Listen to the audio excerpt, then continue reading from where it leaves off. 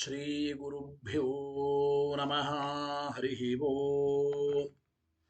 ಶ್ರಿಯಪ್ಪತ್ತೇ ನಿತ್ಯ ಗಣಿತ ಗುಣಮಾಣಿಕ್ಯ ವಿಶದ ಪ್ರಭಾಜಾಲೋಲ್ಲಾಸೋಪಹತ ಸಕಲಾಬಧ್ಯತಮಸೆ ಜಗಜ್ಜನ್ಮಸ್ಥೇಮ ಪ್ರಲಯ ರಚನಾಶೀಲವಪುಷೇ ನಮೋ ಶೇಷಾಂನಾಯ ಸ್ಮೃತಿಹೃದಯದೀಪ್ತಾಯ ಹರಯೇ येन प्रादुरभावि भूमिबलजे व्यस्तारिगो सन्ततिः प्रबोधिश्रुतिपङ्कजं करुणया प्रकाशीतत्वं परं ध्वान्तं ध्वंसमनायि साधुनिकरश्चाकारि सन्मार्गगः तेन व्यासदिवाकरेण सततं मात्याजि मे मानसम् व्याप्तिर्यस्य निजे निजे नमः सा पक्षे सपक्षे स्थितिः व्यावृत्तिश्च विपक्षतोत विषये शक्तिर्न वैबाधिते नैवास्ति प्रतिपक्षयुक्तिरतुलं शुद्धं प्रमाणं समे भूयात्तत्त्वविनिर्णयाय भगवानानन्दतीर्थो मुनिः भवति यदनुभावादेडमूकोऽपि वाग्मी जडमतिरपि जन्तुर्जायते प्राज्ञमौलिः सकलवचनचेतो देवता भारती सा मम वचसि निधत्तं सन्निधिं मानसे च रमानिवासोचितवासभूमि सन्न्याय रत्नावलि जन्मभूमि वैराग्यभाग्यो मम पद्मनाभतीर्थामृताब्धिर्भवताद्विभूत्यै पदवाक्य प्रमाणज्ञान प्रतिवादिमदच्छिदः श्रीमदक्षोभ्यतीर्थाख्यानुपतिष्ठे गुरून् मम श्रीमदानन्दतीर्थार्य सन्मनः सरसि भुवि अनुव्याख्याननलिने चञ्चरी कतिमे मनः न शब्दाब्दौ गाढाः न च निगमचर्चासु चतुराः न च न्याये प्रौढाः न च विदितवेद्या अपि वयम् परं श्रीमत्पूर्णप्रमतिगुरुकारुण्यसरणे प्रपन्नामान्यास्पः किमपि च वदन्तोऽपि महताम् भगवता बादरायणेन प्राणिनां निःश्रेयसाय प्रणीतमपि ब्रह्ममीमांसाशास्त्रम् असाधुनिबन्धं दतमसावकुण्ठितत्वेन प्रणीतमिव मन्यमानः भगवान् आनन्दतीर्थमुनिः यथाचार्याभिप्रायम् अस्य भाष्यं विधाय अनुभाष्यमपि करिष्यन् विलीन प्रकृतितया स्वयमन्तराय विदुरोऽपि अनवरतमीश्वर प्रवणकाय करणरुत्तिरपि नारायण प्रणामादिकं पारीप्सितस्य अनन्तराय परिसमाप्तेः प्रचयस्य च हेतुतयावगीतशिष्टाचार परम्परादिना अवगतम् अवश्यं करणीयं शिष्यान् ग्राहयितुं ग्रन्थादौ निबध्नाति नारायणमिति नारायणं निखिल पूर्णगुणैकदेहं निर्दोषमाप्यतममप्यखिलैः सुवाक्यैः अस्योद्भवादिदमशेष विशेषतोऽपि वन्द्यं सदा प्रियतमं मम सन्नमामि तमेव शास्त्रप्रभवं प्रणम्य जगद्गुरूणां गुरुमञ्जसैव विशेषतो मे परमाख्यविद्या व्याख्यां करोम्यन्वपि चाहमेव ओम ओमथातो ब्रह्म जिज्ञासा ओम श्रुति क्षीराब्धिमामध्यधीमं दरमहीभृता प्राप्ता न्यायसुधायेन तं जयीन्द्रमहं भजे बुधैरपि सुदुर्बोधे ग्रन्थे यन्मम साहसं तत्पारयन्तु निपुणाः गुरुपादरजक्कणाः लौकिकफलं लक्षणामृतदोहिनीं गुरुवनुग्रह रूपां तां कामधेनुमुपास्महे मद्भोक्तिर्द्विनदी जयार्य शुभवाक् सूर्यात्मजा संगमे व्याख्यास्नानमहो विधाय नृहरे प्राप्य प्रसादं परम् प्रापुर्ये कृतकृत्यतां गतमला विद्यादिराजादयो योगीशा कृपयन्तु ते जयमुनेर्भावस्य बोधाय मे ಶುಕೇನ ಶಾಂತ್ಯಾದಿಷು ವಾಂಗ್ಮಯೇಷು ವ್ಯಾಸೇನ ಧೈರ್ಯಂ ಬುಧಿನೋಪಮೇಯಂ ಮನೋಜಜಿತ್ಯ ಮನಸಾಂ ನಿಪತ್ಯ ರಘುತ್ತಮಾಖ್ಯಂ ಸ್ವಗುರುಂ ನಮಾಮಿ ನ ದಗ್ಧಂ ಯಸ್ಯ ಕೌಪೀನಂ ಅಗ್ನೋ ದತ್ತಮಪಿ ಸ್ಫುಟಂ ವೇದವ್ಯಾಸ ಗುರುಂ ನೌಮಿ ಶ್ರೀವೇದೇಶ ನಮಸ್ಕೃತಂ ಸತ್ಯನಾಥ ಗುರು ಪಾತು ಯೋಧೀರೋ ನವಚಂದ್ರಿಕ ನವಾಮೃತ ಗದಾ ತೀರ್ಥ ತಾಂಡವಾನಿ ವ್ಯಚೀಕೃಪತ ಆರೂಢ ಸಹಸಾ ಯತೀಂದ್ರ ಪದವೀಂ ಗತ್ವಾ ಚ ವಾರಾಣಸಿ ತತ್ರತ್ಯಾನ್ ಕುಮತ ಪ್ರಚಾರ ನಿರತಾನದ್ವೈತ ದಿಗ್ಧಂ ತಿನಃ ಪ್ರೌಢಾರ್ಥೇ ವಚನೆ ಸುಯುಕ್ತಿ ಖಚಿತೈ ಸಂಭೀಷಯನ್ಮೋದಯನ್ ಸತ್ಯಧ್ಯಾನ ಸುಕೇಸರಿ ವಿಜಯತೆ ಪಾದಾಸಿತ ಶ್ರೀಪತೆ ಪ್ರಾವೋಚದ್ಯೋತಿಕಂ ನ್ಯಾಯ ಸುಧಾವಾಕ್ಯಾರ್ಥ ಚಂದ್ರಿಕ ಸತ್ಯ ಪ್ರಜ್ಞ ಗುರುರ್ದದ್ಯಾತ್ ಪ್ರಜ್ಞಾಂ ವೈದಾಂತಿಕಿಂ ಸದಾ ಬಂಧುಸ್ತ್ವಂ ಗುರುರಿಷ್ಟದೈವತಮಿತಿ ತ್ವತ್ಪಾದ ಪಂಕೇರುಹ ಪ್ರಾಪ್ತಂ ಮಾಂ ಪರಿಪಾಲಯೇತಿ ಸತತಂ ಯಾಚೇ ನಿಬದ್ಧಾಂಜಲಿ ಚಿತ್ತಂ ಮದ್ಗುಣ ದೋಷ ಚಿಂತನ ವಿದೋ ನೂನಂಗ್ಮನಾಕ್ಮಕೃತಾ ಸತ್ಯಾಭಿಘ್ನ ಗುರೋಸ್ತ್ವದಂಗ್ರಿಯುಗಲಂ ಹಿತ್ವಾ ನಮೇ ಸದ್ಗತಿ ಸತ್ಯಾಭಿಘ್ನ ಕರಾಬ್ಜೋತ್ಥಾನ್ ಪಂಚಾಶತ್ವರ್ಷ ಪೂಜಕನ್ ಸತ್ಯ ಪ್ರಮೋದ ತೀರ್ಥಾರ್ಯಾನ್ ನೌಮಿನ್ಯಾಯ ಸುಧಾರತಾನ್ ವೇದೇಶ ಮುನಿ ಸತ್ಪಾದ ಸೇವಾ ಸಂಪ್ರಾಪ್ತ ವೈಭವಾನ್ ಯಾದವಾರ್ಯಾನ್ ವರಸುಧಾ ಟೀಕಾಕಾರಾನ್ ವಯಂ ನುಮಃ ಪೃಥ್ವೀ ಮಂಡಲ ಮಧ್ಯಸ್ಥಾ ಪೂರ್ಣಬೋಧ ಮತಾನುಗಾ ವೈಷ್ಣವ ವಿಷ್ಣು ಹೃದಯ ತಾನ್ನಮಸ್ಸೆ ಗುರೂನ್ಮಮ ಅಪಾದ ಮೌಲಿ ಪರ್ಯಂತಂ ಗುರುಣಾಮಾಕೃತಿಂ ಸ್ಮರೆತ್ ತೇನ ವಿಘ್ನಾಃ ಪ್ರಣಶ್ಯಂತಿ ಸಿದ್ಧ್ಯಂತಿ ಚ ಮನೋರಥಾಃ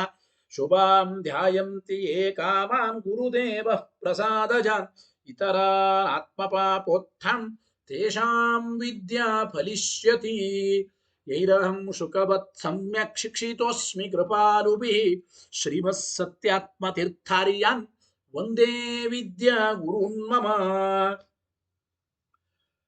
ಶ್ರೀಮನ್ಯಾಯ ಸುಧಾಸಕ್ತಂ ನಾನಾರ್ಥ ಪ್ರತಿಪಾದಕಂ ಗುಣಗ್ರಾಹ್ಯತಿ ಶ್ರೇಷ್ಠಂ ಶ್ರೀ ಸತ್ಯಾತ್ಮ ಗುರುಂ ನುಮಃ ಸ್ವಸ್ತ್ಯಸ್ತು ಸತಾಮಖಿಲ ಸನ್ಮಂಗಲಾನಿ ಭವಂತು ಶ್ರೀ ಗುರುಭ್ಯೋ ನಮಃ ಹರಿ ಓಂ ಶ್ರೀಮನ್ಯಾಯ ಸುಧೆಯ ಪ್ರಥಮಾಧ್ಯಾಯ ಸಮನ್ವಯ ಅಧ್ಯಾಯ. ಈ ಸಮನ್ವಯ ಅಧ್ಯಾಯದಲ್ಲಿ ಪ್ರಥಮ ಪಾದದಲ್ಲಿ ಎರಡನೇ ಅಧಿಕರಣ ಜನ್ಮಾಧಿಕರಣ, ಜಿಜ್ಞಾಸಾಧಿಕರಣ ಮುಕ್ತಾಯವಾಗಿ ಜನ್ಮಾಧಿಕರಣ ಆರಂಭವಾಗಿದೆ. ಈ ಜನ್ಮಾಧಿಕರಣದಲ್ಲಿ ಜಗಜ್ಜನ್ಮಾಧಿಕಾರಣತ್ವ ಇದು ಪರಬ್ರಹ್ಮನ ಲಕ್ಷಣವೇ, ವಿಷ್ಣುವಿನ ಲಕ್ಷಣವೇ ನಾವು ಹೇಳಿದ್ದೀವಿ. ಯಾತಕ್ಕೆ ಬೇರೆಯವರು ಯಾಕೆ ಜಗಜ್ಜನ್ಮಾಧಿಕಾರಣರಲ್ಲ ಅಂದರೆ, ಬೇರೆಯವರು ಯಾರೂ ಕೂಡ ನಿರ್ದೋಷರಲ್ಲ. ನಿರ್ದುಷ್ಟನಾದ ವ್ಯಕ್ತಿ, ಸಕಲ ದೋಷರಹಿತನಾದ ವ್ಯಕ್ತಿಯೇ ಸಮಸ್ತ ಜಗತ್ತಿಗೆ ಕಾರಣನಾಗಬಲ್ಲ. ದೋಷಗಳಿದ್ದ ವ್ಯಕ್ತಿ ನಾವುಗಳು, ನಮಗೇ ಪಾರತಂತ್ರ್ಯಾದಿ ದೋಷಗಳಿದ್ದ ಮೇಲೆ ನಾವುಗಳು ಹೇಗೆ ಈ ಜಗತ್ತಿನ ಸೃಷ್ಟ್ಯಾದಿ ಕರ್ತೃಗಳಾಗುತ್ತೇವೆ? ಆದ್ದರಿಂದ ಯಾವ ವ್ಯಕ್ತಿ ಜಗತ್ಕಾರಣನಾಗಿದ್ದಾನೋ ಅವನಿಗೆ ಅಜ್ಞಾನಾದಿ ದೋಷಗಳು ಇರಬಾರದು. ನಮಗೆ ಅಜ್ಞಾನಾದಿ ದೋಷಗಳು ಇದೆ ಅಂದಮೇಲೆ ನಾವು ಜಗತ್ಕಾರಣರಲ್ಲ.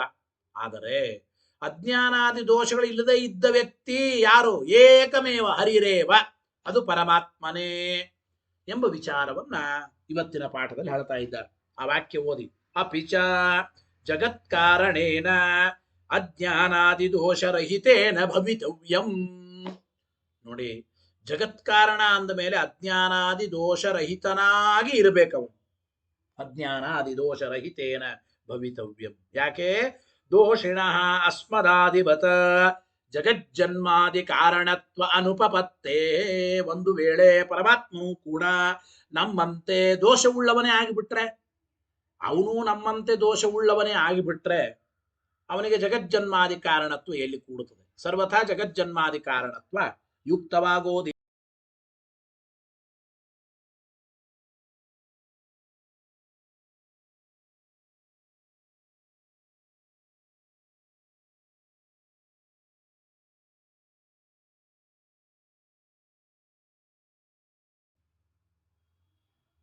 ಜಗಜ್ಜನ್ಮಾದಿ ಕಾರಣಕರ್ತ. ಈ ನಿರ್ದೋಷತ್ವ ಎಂಬ ಲಕ್ಷಣ ಯಾರ ಲಕ್ಷಣ? ಶ್ರೀಹರಿಯ ಲಕ್ಷಣವೇ. ಇನ್ಯಾರು ನಿರ್ದುಷ್ಟರಲ್ಲ. ಅಜ್ಞಾನಾದಿ ದೋಷಗಳು ಎಲ್ಲ ನೋಡಿ. ನಿರ್ದೋಷತ್ವಂಚ ಭಗವತಃ ಹರೇರೇವ. ನಿರ್ದೋಷತ್ವ ಎಂಬುದು ಸರ್ವೋತ್ತಮನಾದ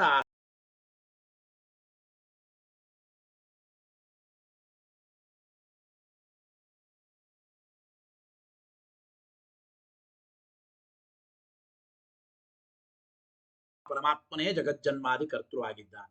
ನ ರುದ್ರಾದಿ ಇತ್ಯಾಹ. ರುದ್ರಾದಿಗಳು ಸರ್ವಥಾ ಜಗಜ್ಜನ್ಮ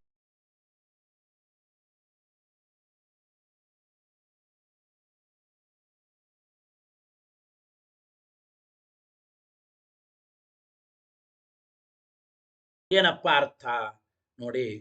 ಟೀಕಾರಾಯರು ತಿಳಿಸ್ತಾ ಇದ್ದಾರೆ. ಆಚಾರ್ಯರು ಹೇಳುವಾಗ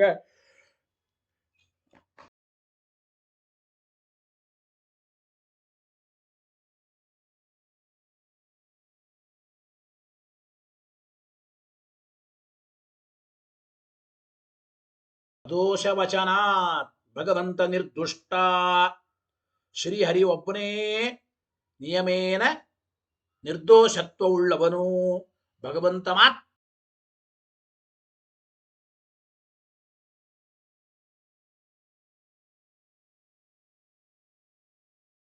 ಶ್ರುತವು ಶ್ರುತಿಯಲ್ಲಿ ಹರೇರೇವ ಶ್ರೀಹರಿಗೇನೆ ಅದೋಷ ವಚನಾಚ್ಚ ನಿರ್ದುಷ್ಟ ಅಂತ ಹೇಳಲ್ಪಟ್ಟದ್ದರಿಂದ ನಿರ್ದುಷ್ಟನಾದ ವ್ಯಕ್ತಿಯೇ ಜಗಜ್ಜನ್ಮಾದಿಕರ್ತ. ಅದು ಶ್ರೀ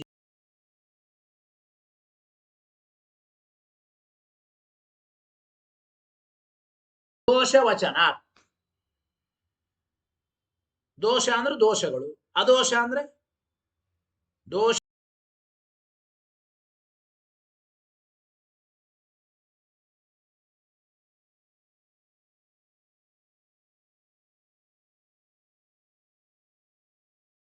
ಅಂದ್ರೆ ಅದೋಷತ್ವ ವಚನಾಚ್ಚ ಇತ್ಯರ್ಥ.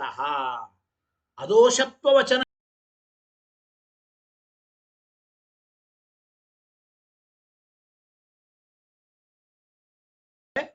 ಅದೋಷತ್ವ ವಚನ ಅಂದ್ರೆ ಅಜ್ಞಾನಾದಿ ಯಾವ ದೋಷಗಳು ಇಲ್ಲ ಅಂತ ಶ್ರೀಹರಿಗೆ ಮಾತ್ರ ಹೇಳಲ್ಪಟ್ಟಿದೆ. ಆ ಪರಮಾತ್ಮನಿಗೆ ಮಾತ್ರ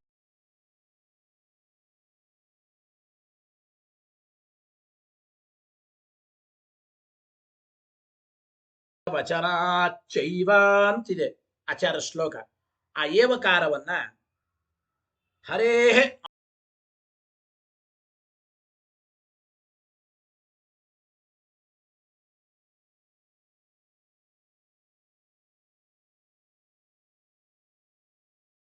ಬದ್ಧತೆ ಏವ ಶಬ್ದ ಎಂಬುದು ಶ್ರೀಹರಿಗೆ ಮಾತ್ರ ಅದೋಷತ್ವ ವಚನ ಶ್ರುತಿಯಲ್ಲಿ ಹೇಳಲ್ಪಟ್ಟಿದೆ. ಹರೇ ರೇವ ಎಂಬುದು ಏವಕಾರವನ್ನು ಹಚ್ಚಿಕೊಳ್ಳಬೇಕು. ತದುಪಪಾದಯತಿ ಅದನ್ನೇ ಸಮರ್ಥನೆ ಮಾಡ್ತಾ ಇದ್ದಾರೆ. ಬೇರೆಯವರಿಗೆಲ್ಲ ಅಜ್ಞಾನಾದಿ ದೋಷಗಳು ಉಂಟು, ಶ್ರೀಹರಿಗೆ ಮಾತ್ರ ಯಾವುದೇ ವಿಧವಾದ ಅಜ್ಞಾನಾದಿ ದೋಷಗಳಿಲ್ಲ. ಶ್ರೀಹರಿ ಮಾತ್ರ ನಿರ್ದುಷ್ಟ. ನಿರ್ದುಷ್ಟನಾದ ವ್ಯಕ್ತಿ ಮಾತ್ರ ಜಗಜ್ಜನ್ಮಾದಿ ಕಾರಣಕರ್ತ. ಅದು ಪರಮಾತ್ಮನೇ ಅಂತ ನಿರ್ಧಾರವಾಯಿತು. ಬೇರೆ ಯಾರಿಗೂ ಅಜ್ಞಾನಾದಿ ದೋಷಗಳು ಇಲ್ಲ ಅಂತ ಹೇಳಲಿಕ್ಕೆ ಬರೋದಿಲ್ಲ. ಅವರಿಗೆ ದೋಷ ಇದೆ. ಶ್ಲೋಕ ಹೇಳಿ. ಅಜ್ಞಾನಂ ಪಾರತಂತ್ರ್ಯಂಚ ಪ್ರಲಯೇ ಭಾವಯೇವ ಚ ಅಶಕ್ತಿಶ್ಚೋದಿತಾನ್ನೇಷಾಂ ಸರ್ವೇಷಾಮಪಿ ಚ ಶ್ರುತೌ. ಏನರ್ಥ ನೋಡಿ. ಶ್ರುತವೂ ಶ್ರುತಿಯಲ್ಲಿ ಶ್ರೀಹರಿಯನ್ನ ಬಿಟ್ಟು ಸರ್ವೇಷಾಮಪಿ ಅನ್ಯೇಷಾಂ ಪರಮಾತ್ಮನನ್ನು ಬಿಟ್ಟು ಇನ್ನು ಎಲ್ಲ ದೇವತೆಗಳಿಗೂ ಕೂಡ ಅಜ್ಞಾನಂ ಪಾರತಂತ್ರ್ಯಂ ತಥಾ ಪ್ರಲಯೇ ಅಭಾವ. ಪ್ರಳಯ ಕಾಲದಲ್ಲಿ ಇಲ್ಲದೆ ಇರೋದು ನಾಶ. ಅಶಕ್ತಿ ಅಶಕ್ತಿಶ್ಚ ಚೋದನ. ಅಶಕ್ತಿ ಎಲ್ಲ ದೋಷಗಳು ಶ್ರುತಿಯಲ್ಲಿ ಸರ್ವೇಷಾಮಪಿ ಅನ್ಯೇಷಾಂ ಶ್ರೀಹರಿಯನ್ನು ಬಿಟ್ಟು ಬೇರೆ ಎಲ್ಲರಿಗೂ ಹೇಳಲ್ಪಟ್ಟಿವೆ. ಅಜ್ಞಾನಾದಿ ದೋಷಗಳು ಭಗವಂತನನ್ನು ಬಿಟ್ಟು ಇನ್ನೆಲ್ಲರಿಗೂ ಹೇಳಲ್ಪಟ್ಟಿವೆ, ಶ್ರೀಹರಿಗೆ ಮಾತ್ರ ಇಲ್ಲ. ಇಲ್ಲಿ ಪ್ರಳಯ ಕಾಲದಲ್ಲಿ ಅಭಾವ, ಪ್ರಳಯ ಕಾಲದಲ್ಲಿ ಇಲ್ಲದೆ ಇರೋದು ಅಂದ್ರೆ ಅರ್ಥ ಏನು? ಅಭಾವ ಏವ ನತು ಅನಭಿವ್ಯಕ್ತಿ ಮಾತ್ರಂ ಇತ್ಯರ್ಥ. ಪ್ರಳಯ ಕಾಲದಲ್ಲಿ ಇಲ್ಲದೆ ಇರೋದು ಅಂದ್ರೆ ನಾಶವೇ, ಟೋಟಲ್ ಆಗಿ ಪ್ರಳಯ ಕಾಲದಲ್ಲಿ ಇರೋದೇ ಇಲ್ಲ ಯಾರೂ ಕೂಡ ಅಂತ ಅರ್ಥ.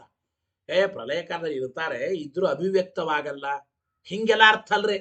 ಈಗ ಅಭಾವ ಶಬ್ದಕ್ಕೆ ಇಲ್ಲಿ ಘಟಾಭಾವ ಇದೆ, ಟೋಟಲ್ ಆಗಿ ಘಟ ಇಲ್ಲ ಅಂತ ಹೇಳೋದು ಒಂದು, ಅಥವಾ ಘಟ ಇದ್ದರೂ ಅಭಿವ್ಯಕ್ತವಾಗಿಲ್ಲ, ಕತ್ತಲಿರೋದ್ರಿಂದ ಇಲ್ಲಿ ಘಟ ಇಲ್ಲ ಅಂತೆ.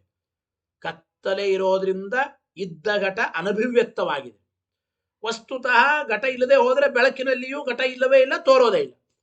ಇಲ್ಲಿ ಪ್ರಳಯೇ ಅಭಾವ ಅಂದ್ರೆ ಪ್ರಳಯ ಕಾಲದಲ್ಲಿ ಬೇರೆ ಎಲ್ಲರೂ ಕೇವಲ ಅನಭಿವ್ಯಕ್ತರು, ತೋರೋದಿಲ್ಲ ಅಷ್ಟೇ ಇರಬಹುದು, ಹಿಂಗೆಲ್ಲ ಅರ್ಥ ಅಲ್ರಿ.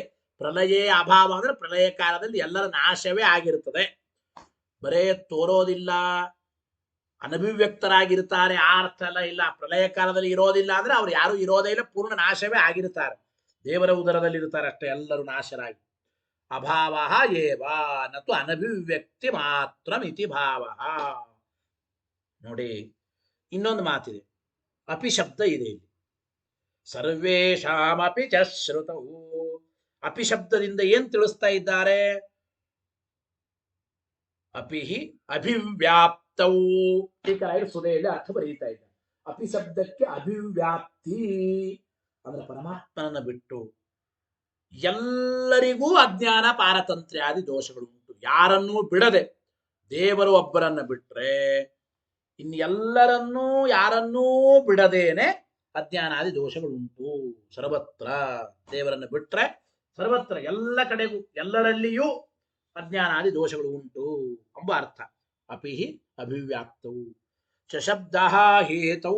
ಚ ಎಂಬ ಶಬ್ದ ಹೇತು ಎಂಬ ಅರ್ಥದಲ್ಲಿ ಯಾವ ಕಾರಣ ಈ ರೀತಿಯಾಗಿ ಆಗಿದೆಯೋ ತಸ್ಮಾತ್ ಅಂದ್ರೆ ಯಸ್ಮಾತ್ ಕಾರಣಾತ್ ಹರೇಹೇ ಸರ್ವೇಷಾಮಪಿ ಅನ್ಯೇಷಾಂ ಶ್ರೀಹರಿಯಿಂದ ಭಿನ್ನರಾದ ಎಲ್ಲರಿಗೂ ಕೂಡ ಅಜ್ಞಾನ ಪಾರತಂತ್ರ್ಯಾದಿ ದೋಷಾಹ ನಿಯಮೇನ ಸಂತಿ. ತಸ್ಮಾತ್ ಕಾರಣಾತ್ ಹರೇರೇವ ನಿರ್ದೋಷ ನಿರ್ದೋಷತ್ವಾತ್ ಹರೇರೇವ ಜಗಜ್ಜನ್ಮಾದಿ ಕಾರಣಕರ್ತೃತ್ವಂ. ತಸ್ಮಾತ್ ಹರೇರೇವ ಇತಿ ಯುಕ್ತಂ.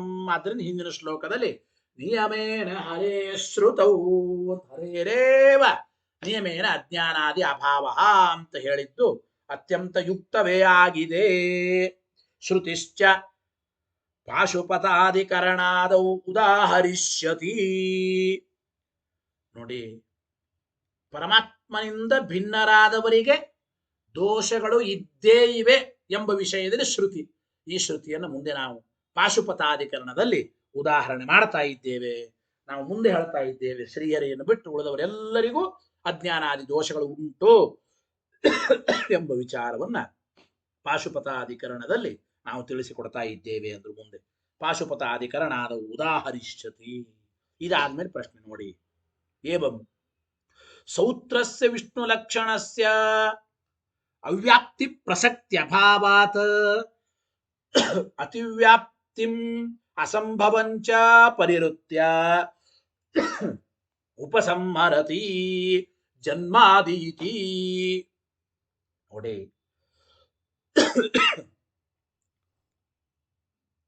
ಇಲ್ಲಿಯವರೆಗೂ ಓಂ ಜನ್ಮಾದ್ಯಸ್ಯ ಯತಃ ಓಂ, ವೇದವ್ಯಾಸರು ಸೂತ್ರದಲ್ಲಿ ಹೇಳಿದ ಜಗಜ್ಜನ್ಮಾದಿ ಕಾರಣತ್ವ ಎಂಬ ವಿಷ್ಣುವಿನ ಲಕ್ಷಣಕ್ಕೆ ಅವ್ಯಾಪ್ತಿ ಅತಿವ್ಯಾಪ್ತಿ ಅಸಂಭವ ಯಾವುದು ಇಲ್ಲ ಅಂತ ಪರಿಹಾರ ಮಾಡಿ ಕೊನೆಗೆ ಉಪಸಂಹಾರ ಮಾಡ್ತಾ ಇದ್ದಾರೆ. ಹಾಗಾಗಿ ಜಗಜ್ಜನ್ಮಾದಿ ಕಾರಣತ್ವ ಎಂಬ ಲಕ್ಷಣಕ್ಕೆ ಅವ್ಯಾಪ್ತಿ ಅಸಂಭವ ಅತಿವ್ಯಾಪ್ತಿ ಯಾವುದಿಲ್ಲ ಅಂದ್ರೆ ಏನಾಯ್ತು? ಅದಕ್ಕೆ ಜನ್ಮಾದಿ ಇತಿ. ಆಚಾರ್ಯರು ಮುಂದೆ ಅನುವ್ಯಾಖ್ಯಾನ ಶ್ಲೋಕ ಹೇಳ್ತಾ ಇದ್ದಾರೆ. ಶ್ಲೋಕ ಹೇಳಿ, ಜನ್ಮಾದ್ಯಸ್ಯೇತಿ ತೇನೈತತ್ ವಿಷ್ಣೋರೇವ ಸ್ವಲಕ್ಷಣಂ ವಿಷ್ಣೋರೇವ ಸ್ವಲಕ್ಷಣಂ. ನನ್ನ ಅಭಿಪ್ರಾಯ, ಜನ್ಮಾದ್ಯಸ್ಯ ಇತಿ ಓಂ ಜನ್ಮಾದ್ಯಸ್ಯ ಯತಃ ಓಂ ಮತ್ತು ವೇದವ್ಯಾಸರು ಎರಡನೇ ಸೂತ್ರದಲ್ಲಿ ಹೇಳಿದ ಜಗಜ್ಜನ್ಮಾದಿ ಕಾರಣತ್ವ ಎಂಬ ಲಕ್ಷಣ ತೇನ ಹಿಂದೆ ಹೇಳಿದ ಪ್ರಕಾರದಿಂದ ವಿಷ್ಣೋರೇವ ಸ್ವಲಕ್ಷಣಂ. ಇದು ವಿಷ್ಣುವಿನ ಸ್ವಲಕ್ಷಣ, ಸ್ವರೂಪಭೂತವಾದ ಲಕ್ಷಣ, ಅಸಾಧಾರಣವಾದ ಲಕ್ಷಣ. ಸ್ವಲಕ್ಷಣಂ ಸ್ವರೂಪಭೂತಂ ಲಕ್ಷಣ. ಆದ್ದರಿಂದ ಜಗಜ್ಜನ್ಮಾದಿ ಕಾರಣತ್ವ ಇದು ವಿಷ್ಣುವಿನ ಸ್ವಲಕ್ಷಣ ಸ್ವರೂಪಭೂತವಾದದ್ದೇ ಹೊರತು ಬೇರೆಯವರ ಲಕ್ಷಣ ಅಲ್ಲ. ಟೀಕಾರೆ ಬರೀತಾರೆ, ತೇನ ಉಕ್ತ ಪ್ರಕಾರೇಣ ಜನ್ಮಾದ್ಯಸ್ಯ ಇತಿ ಉಕ್ತಂ. ಈ ರೀತಿ ಹಿಂದೆ ಹೇಳಿದ ಪ್ರಕಾರದಿಂದ ಜನ್ಮಾದ್ಯಸ್ಯ ಎಂಬುದರಿಂದ ಏನು ಲಕ್ಷಣವನ್ನು ಹೇಳಿದ್ದಾರೆ. ಜಗಜ್ಜನ್ಮಾದಿ ಕಾರಣತ್ವ ವಿಷ್ಣೋ ಲಕ್ಷಣಂ ಅಂತ ಏನು ಹೇಳಿದ್ದಾರೆ. ಜಗಜ್ಜನ್ಮಾದಿ ಕಾರಣತ್ವ ವಿಷ್ಣೋ ಸಂಭವತಿ. ಇಂತಹ ಜಗಜ್ಜನ್ಮಾದಿ ಕಾರಣತ್ವ ವಿಷ್ಣುವಿಗೆ ಸಂಭವಿಸುತ್ತದೆ, ಬೇರೆ ಯಾರಿಗೂ ಕೂಡ ಜಗಜ್ಜನ್ಮಾದಿ ಕಾರಣತ್ವ ಎಂಬ ಲಕ್ಷಣ ಸರ್ವಥಾ ಯುಕ್ತವಾಗೋದಿಲ್ಲ, ಕೂಡೋದಿಲ್ಲ.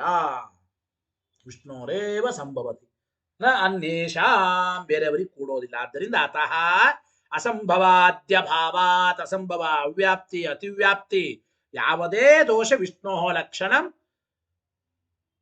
ನ ಯುಕ್ತಂ. ಅಂದ್ರೆ ವಿಷ್ಣುವಿನ ಲಕ್ಷಣಕ್ಕೆ ಅಸಂಭವಾದಿ ಯಾವ ದೋಷಗಳಿಲ್ಲ.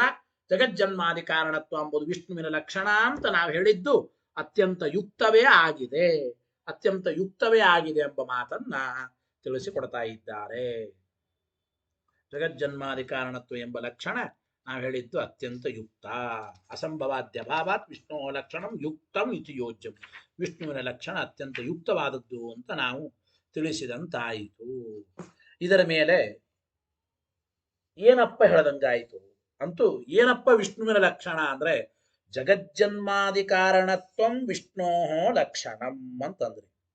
ಈ ಲಕ್ಷಣ ಸ್ವರೂಪ ಲಕ್ಷಣವೋ ತಟಸ್ಥ ಲಕ್ಷಣವೋ ಅಂತ. ಸ್ವರೂಪ ಲಕ್ಷಣ ಅಂದ್ರೆ ಏನು?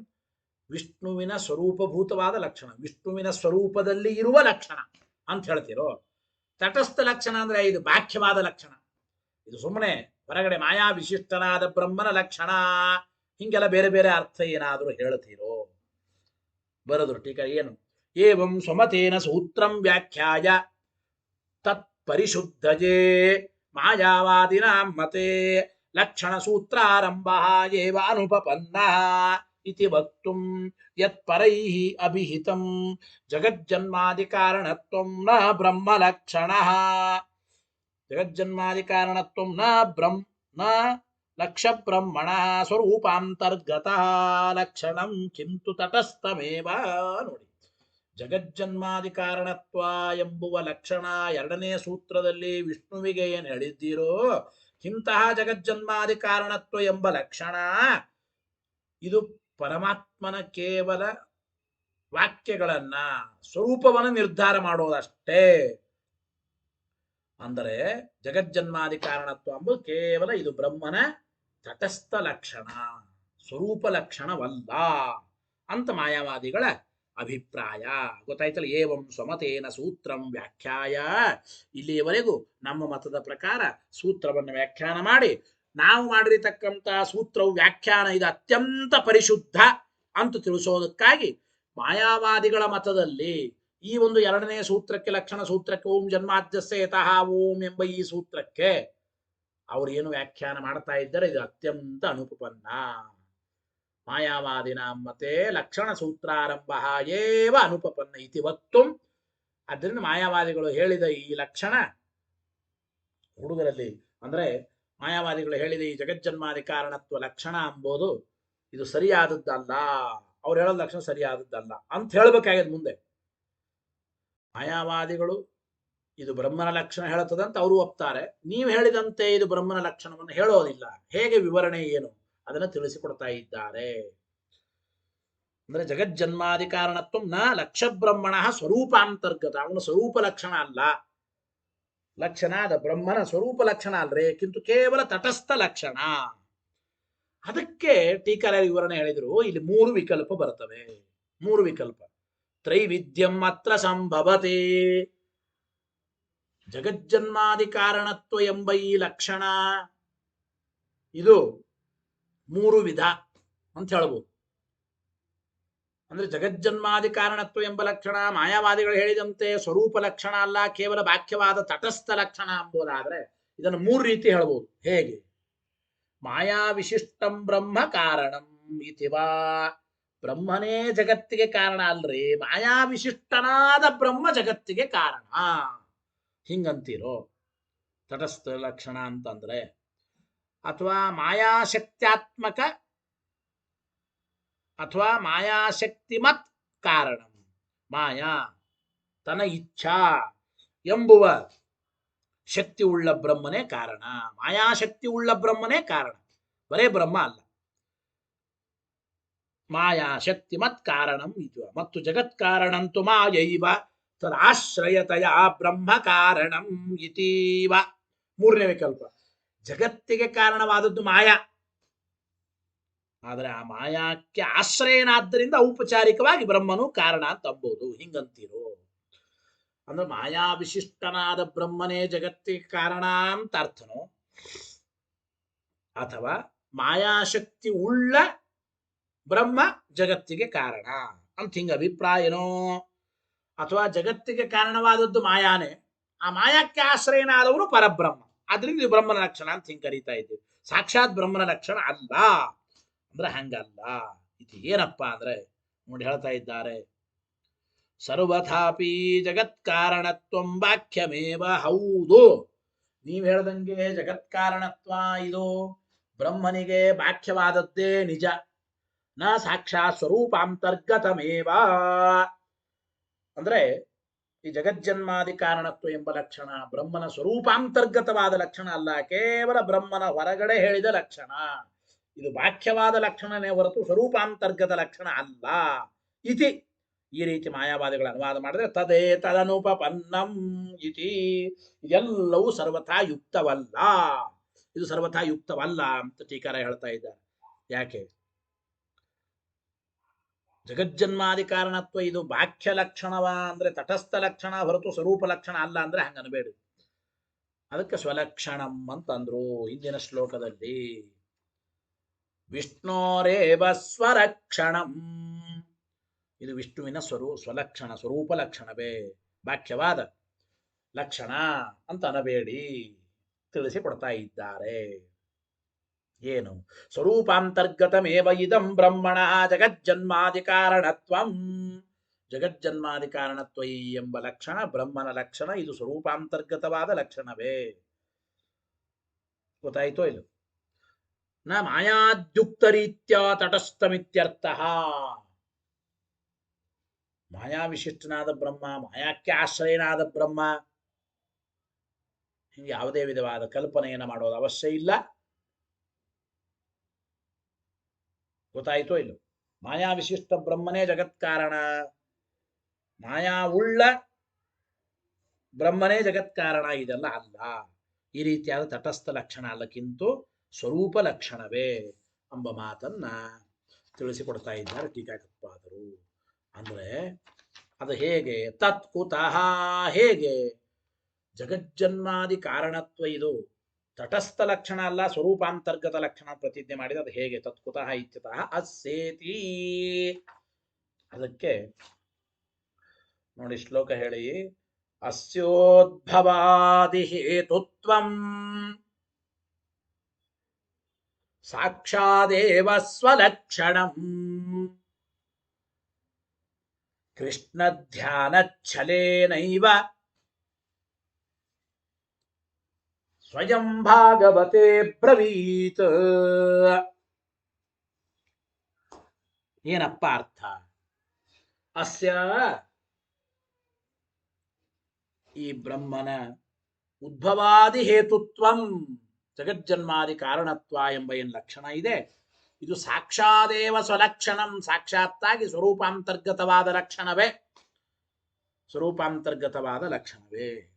ಇದನ್ನು ಹೇಳೋದಕ್ಕಾಗಿ ಭಾಗವತದಲ್ಲಿ ಸ್ವಯಂ ಪರಮಾತ್ಮನೇ ಕೃಷ್ಣ ಧ್ಯಾನ ಛಲೇನೈವ ಅಬ್ರವೀತ, ಕೃಷ್ಣನ ಧ್ಯಾನವನ್ನ ಹೇಳುವ ನೆಪದಿಂದ, ನಿಮಿತ್ತದಿಂದ ಈ ಒಂದು ಲಕ್ಷಣ ಇದು ಅತ್ಯಂತ ಸಾರ್ಥಕವಾದದ್ದು, ಇದು ಸ್ವಲಕ್ಷಣವೇ.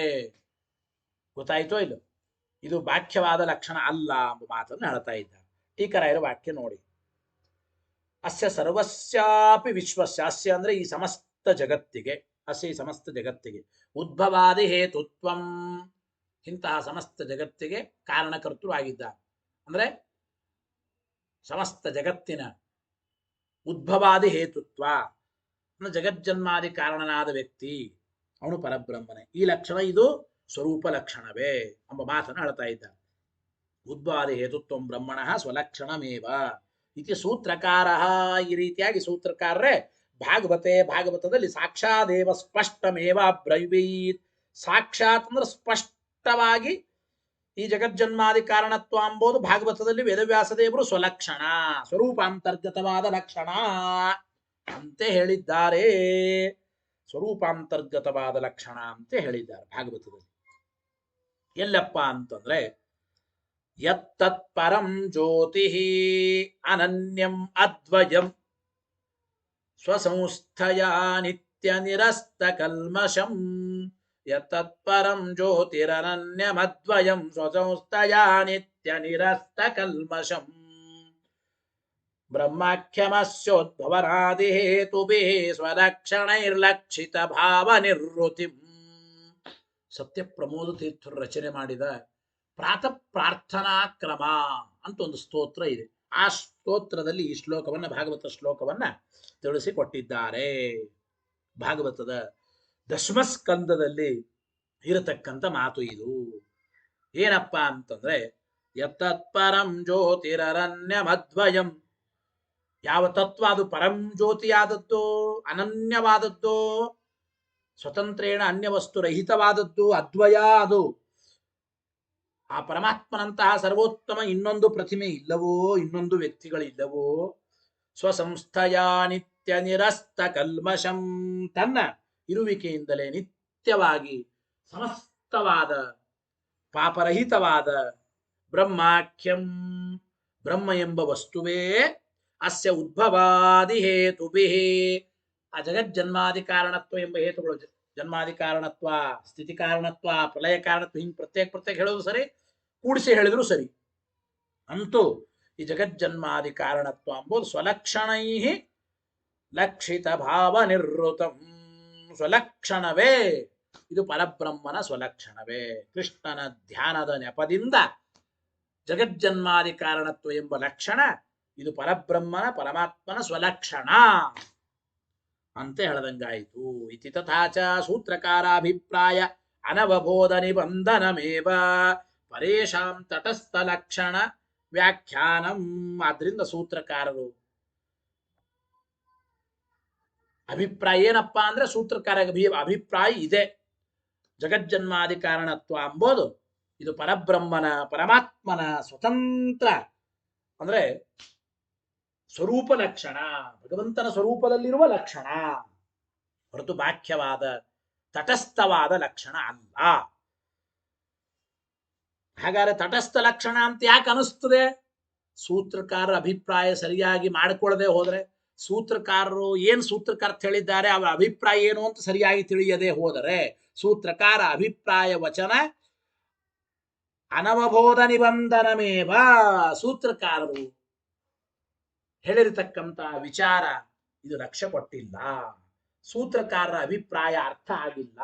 ಆದ್ದರಿಂದ ಪರಕೀಯರು ಈ ಜನ್ಮಾದ್ಯಸೇತಃ ಓಂ, ಈ ಲಕ್ಷಣ ಇದು ತಟಸ್ಥ ಲಕ್ಷಣ ಅಂತ ಏನ್ ಹೇಳ್ತಾ ಇದ್ದಾರೆ. ಇದು ಅತ್ಯಂತ ಯುಕ್ತವಾದದ್ದಲ್ಲ, ಸರ್ವಥಾ ಸರಿ ಅಲ್ಲ.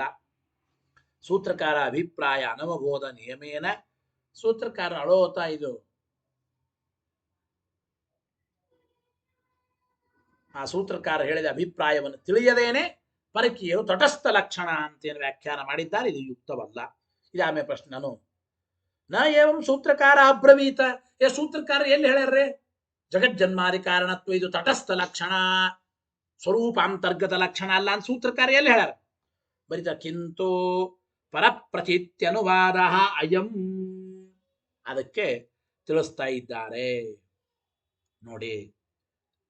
ಮತ್ತೊಬ್ಬರ ಪ್ರತೀತಿಯ ಅನುವಾದ ಇದು, ಪರಕೀಯರ ಪ್ರತೀತಿಯ ಅನುವಾದವೇ ಇದು, ಇನ್ನೇನಿಲ್ಲ. ಪರಕೀಯರ ಪ್ರತೀತಿಯ ಅನುವಾದವೇ ಹೊರತು ಇದು ಬೇರೆ ಏನಲ್ಲ. ಗೊತ್ತಾಯ್ತೋ? ಇದು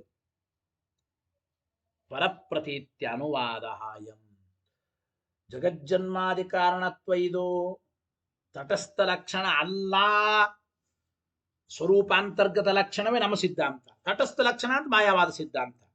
ಆದ್ದರಿಂದ ಅವರ ಮತದ ಪ್ರಕಾರ ಸರ್ವಥಾ ಇದು ಸ್ವರೂಪಾಂತರ್ಗತ ಲಕ್ಷಣ ಅಲ್ಲ, ತಟಸ್ಥ ಲಕ್ಷಣ ಅಂದ್ರೆ ಹಂಗ ಅನಬೇಡ್ರಿ ಅಂತ. ಕೇವಲ ಈ ಲಕ್ಷಣ ಇದು ತಟಸ್ಥ ಲಕ್ಷಣ ಅಂತ ಹಿಂಗ್ ಮಾಯಾವಾದಿಗಳು ಹೇಳ್ತಾರೆ ಅಂತ ಆಚಾರ್ಯರು ಅನುವಾದ ಮಾಡ್ತಾ ಇದ್ದಾರೆ ಅಷ್ಟೇ. ಸ್ವರೂಪ ಲಕ್ಷಣವೇ. ನೋಡಿ, ಹಿಂದಿನ ವಾಕ್ಯದಲ್ಲಿಯೂ ಕೂಡ ಇದು ಬಂದಿದೆ. ಪ್ರಾತಃ ಪ್ರಾರ್ಥನಾ ಕ್ರಮ ಸ್ತೋತ್ರದಲ್ಲಿ ಬ್ರಾಹ್ಮೇ ಮೂರ್ತೆ ಚೋತ್ಥಾಯ ವಾರು ಪ್ರಸ್ಪುಷ್ಯ ಮಾಧವ ದದ್ಯೌ ಪ್ರಸನ್ನಕರಣ ಸ್ವಾತ್ಮಾನಂ ತಮಸಃ ಪರಂ ಅಂತ ಇನ್ನೊಂದು ಭಾಗವತದ ವಚನವೇ. ಬ್ರಾಹ್ಮೇ ಮೂರ್ತೆ ಉತ್ಥಾಯ, ಬ್ರಾಹ್ಮೇ ಮುಹೂರ್ತದಲ್ಲಿ ಎದ್ದು ವಾಯು ಉಪಸ್ಪೃಶ್ಯ ಶೌಚಾಲಯಕ್ಕೆಲ್ಲ ಹೋಗಿ ಬಂದು ಶುದ್ಧನಾಗಿ ಮಾಧವ ಪ್ರಸನ್ನಕರಣ ಮಾಧವ ದದ್ಯೌ ಪ್ರಸನ್ನಕರಣನಾದ ಆ ಪರಮಾತ್ಮನನ್ನು ಧ್ಯಾನ ಮಾಡಬೇಕು. ತಮಸಃ ಪರಂ ಆತ್ಮಾನಂ, ತಮಸ್ಸಿಗಿಂತಲೂ ವಿಲಕ್ಷಣನಾದ ಆ ಪರಮಾತ್ಮನನ್ನ ಧ್ಯಾನ ಮಾಡಬೇಕು. ಇತಿ ಪೂರ್ವವಾಕ್ಯೇ ಕೃಷ್ಣ ಅನುಷ್ಠಿತ ಧ್ಯಾನಸ್ಯ ಪ್ರಕೃತತ್ವ. ಆ ಕೃಷ್ಣ ಪರಮಾತ್ಮನೇ ಧ್ಯಾನ ಮಾಡಿದ ವಿಚಾರವೇ ಪ್ರಕೃತವಾಗಿದೆ. ಕೃಷ್ಣ ಮಾಡಿದ ಧ್ಯಾನ ಮಾಡಿದ ಪ್ರಸಂಗ ಇದು ಪ್ರಕೃತವಾಗಿದೆ.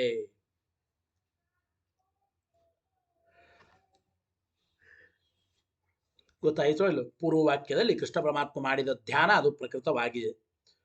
ಧ್ಯಾನ ಪ್ರಕೃತವಾಗಿದೆ ಅಂದ್ರೆ ಪರಮಾತ್ಮ ಇದು ತನ್ನ ಲಕ್ಷಣ, ಸ್ವಲಕ್ಷಣ ಎಂಬುದನ್ನು ಹೇಳಿದ್ದಾರೆ. ಗೊತ್ತಾಯಿತು? ವೇದವ್ಯಾಸರ ಅಭಿಪ್ರಾಯದಿಂದ ಅದೆಲ್ಲ ಸ್ಪಷ್ಟವಾಗುತ್ತದೆ. ಕೃಷ್ಣ ಧ್ಯಾನ ಛಲೇನ, ಕೃಷ್ಣನ ಧ್ಯಾನವನ್ನ ಅನುವಾದ ಮಾಡುವ ಮುಖಾಂತರ ಅವುಗಳು ಸ್ವಲಕ್ಷಣವೇ, ಸ್ವರೂಪಾಂತರ್ಗತ ಲಕ್ಷಣ. ಕೃಷ್ಣನ ಧ್ಯಾನವನ್ನು ಅನುವಾದ ಮಾಡೋದು ಕೇವಲ ನೆಪ ಮಾತ್ರ. ಈ ನೆಪದಿಂದ ತಾನೇ ಜಗಜ್ಜನ್ಮಾದಿ ಕಾರಣಕರ್ತ ಎಂಬ ಲಕ್ಷಣ ಸೂತ್ರಕಾರರು ಹೇಳ್ತಾ ಇದ್ದಾರೆ. ಇತ್ಯತಃ ಕೃಷ್ಣೇತಿ, ಕೃಷ್ಣ ಧ್ಯಾನ ಅನುವಾದ ಮಿಷೇಣ. ಮಿಷ ಅಂದ್ರೆ ನೆಪ, ಒಂದು ನಿಮಿತ್ತ. ಕೃಷ್ಣನ ಧ್ಯಾನ ಮಾಡುವ ಅನುವಾದದ ವಿಚಾರವನ್ನು ನೆನಪಿಟ್ಟುಕೊಂಡು ವಿಷೇಣ, ಮಿಷದಿಂದ ನೆಪದಿಂದ ಸ್ವಯಮೇವ ಅಬ್ರವೀದಿತಿ, ಸ್ವಯಮೇವ ವೇದವ್ಯಾಸ ದೇವರೇನೇ ಕೃಷ್ಣನ ಧ್ಯಾನ ಮಾಡುವ ಒಂದು ನಿಮಿತ್ತದಿಂದ ಈ ಭಗವಂತನ ಸೇವೆಯನ್ನ ಮಾಡ್ತಾ ಇದ್ದಾರೆ. ಜಗಜ್ಜನ್ಮಾದಿ ಕಾರಣತ್ವ ಇದು ಸ್ವರೂಪ ಲಕ್ಷಣವೇ ಹೊರತು ತಟಸ್ಥ ಲಕ್ಷಣ ಅಲ್ಲ ಎಂಬ ಮಾತನ್ನು ಹೇಳ್ತಾ ಇದ್ದಾರೆ. ಅಯಮಾಶಯ, ಒಟ್ಟು ಏನು ಹೇಳದಂತಾಯ್ತಪ್ಪ. ಹಾಗಾದ್ರೆ ಏನ್ ಹೇಳ್ದಂಗಾಯ್ತು ಅಯಮ? ನೋಡಿ, ಪರಕೃತಾನುವಾದೋ ಹಿ ಪುರಾಣ ಕರ್ತೃ ದ್ವೇಧ ಸಂಭವತಿ. ಪರಕೀಯರು ಮಾಡಿದ ಅನುಮಾನ ಎರಡು ರೀತಿಯಾಗಿ ನಾವು ತಿಳಿಯಬಹುದು ಎಂಬ ಮಾತನ್ನು ಹೇಳ್ತಾ ಇದ್ದಾರೆ.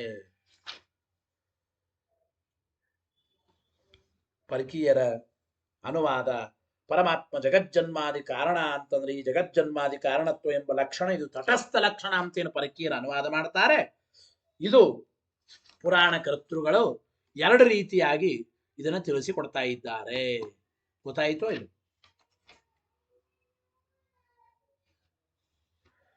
ಪುರಾಣ ಕರ್ತ ಮತ್ತು ಮತ್ತೊಬ್ಬರ ಕೆಲಸ, ಈ ರೀತಿಯಾಗಿ ಯಾವ ಕಾರಣದಿಂದ ಹೀಗೆ ಅನುವಾದ ಅಂತಂತ ಇದ್ದಾರೆ, ತಟಸ್ಥ ಲಕ್ಷಣ ಅಂತಂತ ಇದ್ದಾರೆ ಅವರು.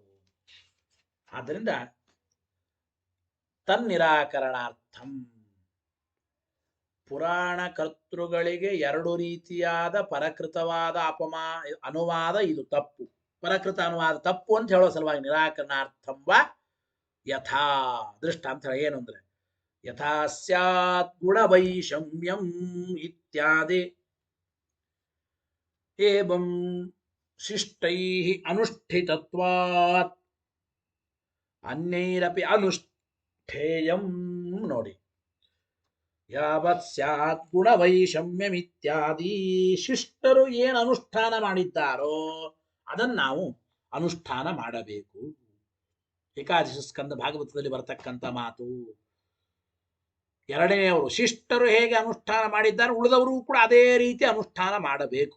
ಪ್ರಥಮ ಸ್ಕಂದದಲ್ಲಿ ಈ ವಿಚಾರ ಎಲ್ಲ ಬಂದಿದೆ. ಧರ್ಮರಾಜನ ಪ್ರೀತೇ ಹುತ್ವಾಥ ಪಂಚಗವ್ಯಂ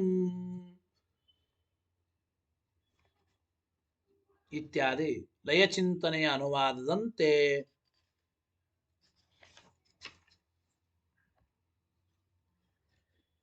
ಇತಿ ವಿಧಾನಾರ್ಥಂ ಯಥಾ ತ್ರಿತ್ವೇ ಹುತ್ವಾಥ ಪಂಚತ್ವಂ ಇತ್ಯಾದಿ.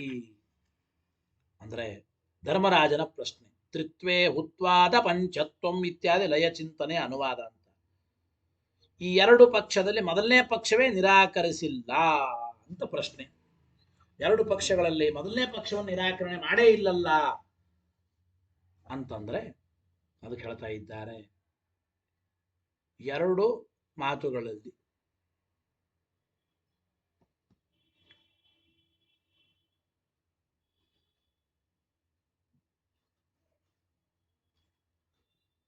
ತ್ರಿತ್ವೇ ಹುತ್ವಾಥ ಪಂಚತ್ವಂ ಇತ್ಯಾದಿ ಲಯಚಿಂತನೋ